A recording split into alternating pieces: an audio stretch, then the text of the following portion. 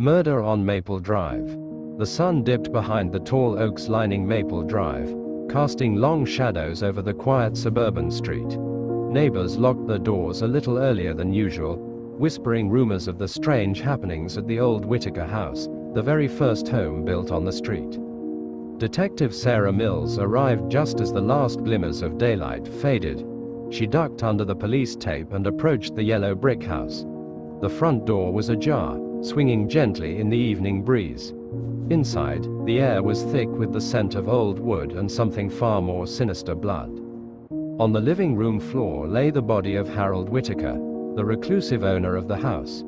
His face was frozen in an expression of shock, and a single stab wound marked his chest.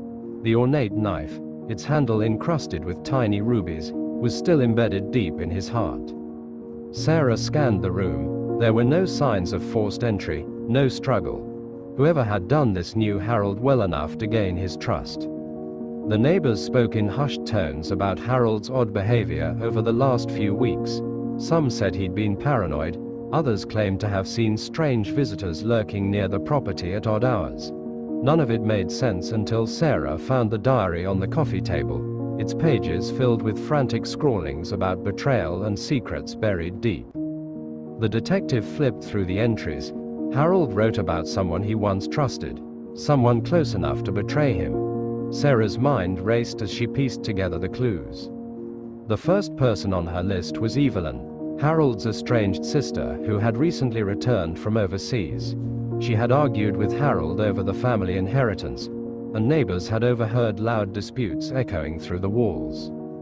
Then there was Marcus, Harold's business partner, rumored to be desperate for money after a series of bad investments. He had much to gain if Harold was out of the picture. As night settled, Sarah called in the suspects for questioning. Tensions flared as truths and lies tangled in the dimly lit room. Finally, a breakthrough came when Evelyn's alibi crumbled under pressure. Confronted with evidence, she confessed not just to the murder, but to a lifetime of resentment and greed that had poisoned her soul. Maple Drive would never be the same. The shadows that once simply darkened the street now held a chilling secret. Betrayal can live next door, and murder wears the face of family.